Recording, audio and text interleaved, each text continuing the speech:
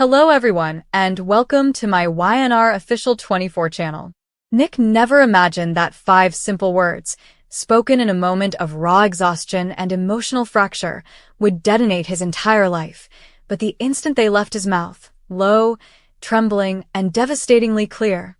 "I don't know you anymore." Something inside Sharon snapped in a way no one saw coming, not even herself, because those words didn't just reject her. They erased decades of shared history, late-night confessions, children raised together, heartbreak survived, love lost and found and lost again. And in that single breath, Nick wasn't just distancing himself. He was declaring Sharon a stranger, a threat, a ghost of someone who used to matter. And Sharon, already fragile from weeks of barely sleeping, from paranoia creeping in through the cracks of her thoughts, from the growing fear that everyone she loved secretly believed she was unstable, felt her world tilt violently off its axis as Nick backed away from her like she was something dangerous, something unpredictable. And that was when the panic surged, hot and uncontrollable, because in Sharon's fractured logic, Nick wasn't abandoning her. He was preparing to destroy her, to take the children, to turn the family against her, to lock her away forever, and she couldn't let that happen. Not again. Not when she had fought so hard to prove she was better, stable, fine. Words that now sounded like lies echoing in her skull. So when Nick tried to leave the house, muttering that he needed space, that he couldn't do this right now, Sharon followed him with shaking hands and a smile that didn't quite reach her eyes, telling him to sit down, just for a minute, just to talk. And when he refused, when he said those 5 words again in a harsher tone,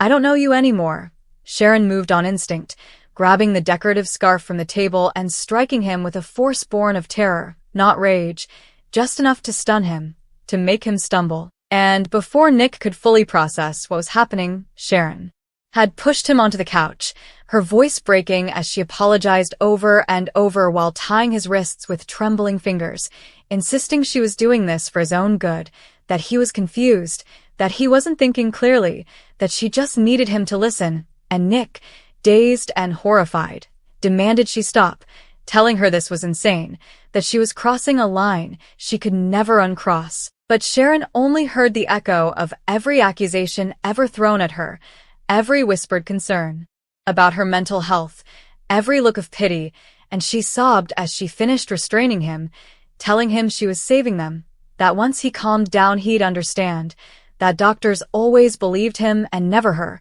so she had to take control this time. And when Nick finally realized she wasn't going to untie him, fear settled deep in his chest, not just fear for himself but fear for Sharon, because this wasn't the woman he loved. This was someone unraveling in real time, and hours passed with Sharon pacing, rambling, recounting old memories as proof of their bond, proof that he knew her, proof that he couldn't abandon her, while Nick tried to reason with her, to gently coax her back to reality. But every word he spoke only reinforced her belief that he was manipulating her, gaslighting her, playing the calm, rational one while secretly planning her downfall. And as dawn broke, Sharon made her decision, convinced that professionals would finally see the truth if she presented it the right way, if she framed it as concern, not coercion, love, not control. And she untied Nick only long enough to force him into the car, threatening to call the police and tell them he was having a breakdown if he resisted. And Nick, terrified that escalating the situation would push Sharon even further over the edge, complied, hoping he could talk their way out once they arrived. But the moment they pulled into the psychiatric hospital, Sharon's resolve hardened, her movements suddenly calm, eerily purposeful, as she explained to the intake staff that Nick was disoriented, paranoid, aggressive, that he had been saying alarming things. And Nick watched in disbelief as Sharon weaponized the language of care, of concern, twisting reality with chilling precision. And when he tried to protest, tried to tell them the truth, Sharon burst into tears on cue, collapsing into a chair and whispering that she was scared of him, that she didn't feel safe, and the staff, trained to prioritize caution, escorted Nick away despite his furious objections. And the betrayal hit harder than any physical blow, because this wasn't just Sharon hurting him, this was Sharon rewriting him as the villain. And as the heavy doors closed behind him,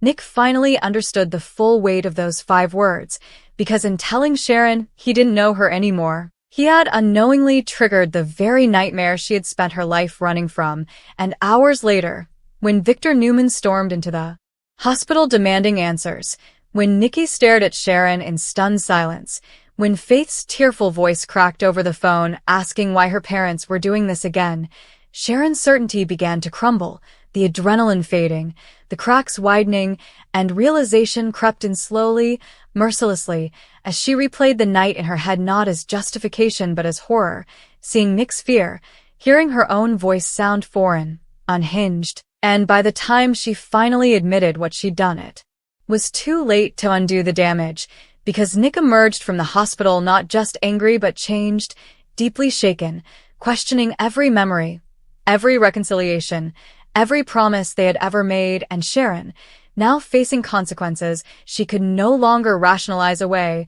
was left alone with the unbearable truth that the 5 words she thought destroyed her had only revealed what she had been too afraid to confront, that she needed help, real help, not denial, not control, not desperate attempts to hold on to a past that no longer existed. And in the aftermath, Genoa City buzzed with shock and judgment. Alliances shifted, trust shattered, and the love story that once defined Nick and Sharon was left in ruins, not because of hatred, but because fear, untreated and unchecked, had finally taken the wheel and driven them straight into catastrophe. In the days following Nick's release from the psychiatric hospital, the silence between him and the rest of the world felt louder than any argument he'd ever had, because being locked behind those sterile walls, even briefly, changed something fundamental inside him, stripping away his usual certainty, his confidence in his own judgment, replacing it with a quiet, corrosive doubt that gnawed at him in the dead of night. And while the doctors assured him that his psychological evaluation showed no signs of instability, no delusions, no violent tendencies, Nick couldn't shake the memory of being restrained, observed, analyzed like a problem that needed fixing, all because the woman he once trusted with his life had convinced everyone he was dangerous, and Sharon, meanwhile, sat alone in her house surrounded by echoes of her own unraveling, replaying every second of that night with increasing clarity and horror, realizing too late that what she had framed as protection was actually control, that her fear had metastasized into something monstrous, and when Faith refused to answer her calls, when Mariah's voice cracked with disappointment rather than concern, Sharon felt the full weight of what she had done crash down on her chest like a physical force, because this time there was no misunderstanding, no external villain to blame, no chemical imbalance she could point to and say this wasn't me. This time it had been a choice, driven by untreated paranoia and a desperate need not to be abandoned, and Genoa City, never one to forgive quietly, responded with whispers that followed Sharon everywhere, casting sideways glances and hushed conversations that stopped the moment she entered a room, while Nick, encouraged by Nikki and Victor, reluctantly agreed to file a formal report, not out of vengeance, but necessity, because Victor Newman did not believe in leaving weapons unaccounted for, and Sharon's actions, no matter how emotionally driven, had crossed into criminal territory, and Victor made it painfully clear that if Sharon was willing to tie Nick up once, she could rationalize anything, and Nick hated himself for agreeing, hated that he could see Victor's logic even as it felt like a betrayal of the woman he had loved for most of his life. But when the police asked him to recount every detail, from the scarf to the threats to the false statements at the hospital, Nick's voice shook not with anger but grief, because each word confirmed what he had been trying to deny, that Sharon was no longer someone he could protect by staying silent, and Sharon, summoned to give her own statement, broke down under the pressure, her carefully constructed narrative collapsing as the facts refused to bend, and in a moment of devastating honesty she admitted that when Nick said he didn't know her anymore, it felt like annihilation, like erasure. And that fear had convinced her she had to act before she lost everything, and while the officers listened without judgment, the consequences moved forward regardless, because understanding didn't erase danger, and as legal discussions turned toward possible charges, mandatory psychiatric evaluation and restraining orders, Sharon finally did the one thing she should have done long before. She checked herself into treatment voluntarily, not to escape punishment, but because the denial had become unbearable. And Nick watched from a distance as she entered the facility, torn between relief and heartbreak. Because seeing Sharon seek help validated what he'd known all along, that she wasn't evil, but it also cemented the truth that love alone had never been enough to save them. And as Sharon began confronting the roots of her paranoia, the abandonment wounds that had shaped her entire life, the therapist forced her to sit with the uglier truth that her greatest fear, being left, had become a self-fulfilling prophecy, and Nick, attempting to rebuild some sense of normalcy, found himself hyper-aware of everything, flinching when doors closed too loudly, second-guessing emotional conversations, and struggling to explain to his children why trust sometimes breaks even between people who love each other deeply, and Faith, caught in the crossfire, lashed out at both parents, accusing Nick of triggering Sharon's breakdown and Sharon of choosing control over love, and that accusation cut deeper than anything else, because it carried a brutal clarity neither adult could refute, and Mariah, torn between loyalty to her mother and fury at her actions, became Sharon's harshest truth-teller, refusing to sugarcoat the damage, forcing Sharon to confront the reality that apologies did not equal forgiveness, and Victor, ever the strategist, quietly ensured that Nick's experience did not disappear into gossip but became a cautionary tale,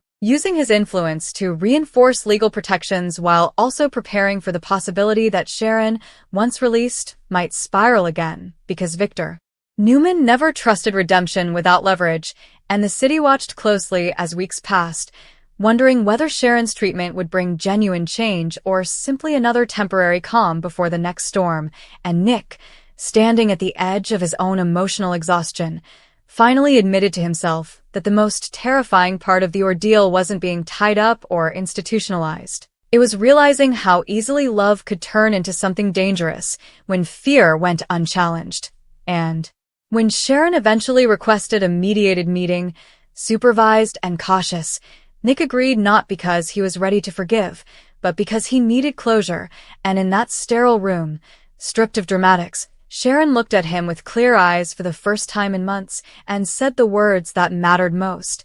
Not excuses, not justifications, but accountability. Admitting she had tried to rewrite reality to soothe her own terror. Admitting she had robbed him of agency, of safety, of trust. And Nick listened, tears welling not because her words healed him, but because they confirmed that what they had lost could never be reclaimed, and as they parted ways, both understood that their story, once the emotional backbone of Genoa City, had reached its irrevocable end, leaving behind scars that would shape every relationship moving forward, because some 5 words don't just start a fight, they expose fractures that were always there, waiting for the slightest pressure to shatter everything. As Sharon remained in treatment, time in Genoa City did not slow down out of sympathy, but accelerated with ruthless efficiency, because scandal has a way of creating momentum, and Nick soon discovered that surviving the immediate trauma was only the beginning of a far more insidious unraveling,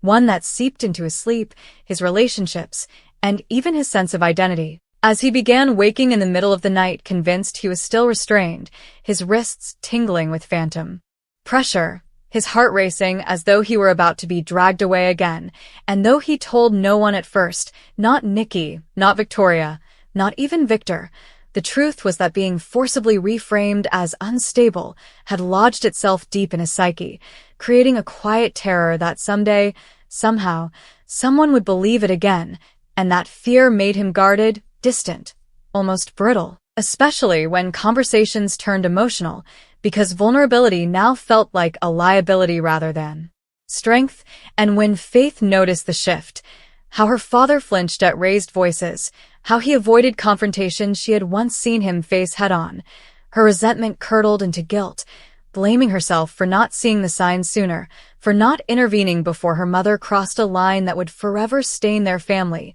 while Sharon, sitting across from therapists who refused to let her hide behind grief or history, was being forced to dismantle every justification she had built over decades, confronting the brutal truth that love, when weaponized by fear, becomes indistinguishable from abuse, a realization that shattered her self-image as the long-suffering, misunderstood woman who always tried to do the right thing. And as the sessions peeled back layers of trauma, her childhood instability, her repeated cycles of abandonment, her dependency on being needed, Sharon began to understand that Nick's 5 words hadn't created her breakdown. They had merely exposed a fault line that had been widening for years, and that understanding didn't absolve her. It devastated her, because it meant the monster she feared had not been external but internal, patiently waiting for a trigger. And as word spread that Sharon's treatment might transition from voluntary to court-mandated oversight,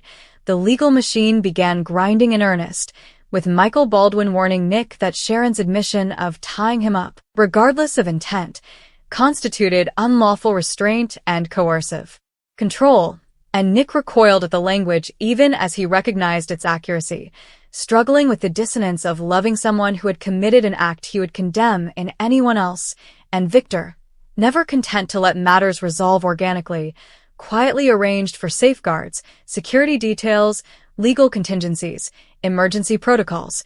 just in case Sharon emerged unstable or retaliatory. Because Victor had lived long enough to know that shame often preceded desperation, and desperation made people dangerous. And when Sharon was informed of Victor's involvement, the humiliation cut so deeply it reignited the very paranoia she was trying to dismantle, forcing her to confront a painful paradox, that while Victor's actions were controlling and invasive, her own behavior had given him every justification to act, and that recognition left her suspended between rage and resignation, unsure whether to fight or surrender. And meanwhile, Genoa City's social fabric strained under the weight of divided loyalties as old friends took sides, some insisting Sharon was sick and deserving of compassion, others arguing that illness did not excuse violation. And Nick found himself increasingly isolated, because every conversation required him to relive the event through someone else's interpretation,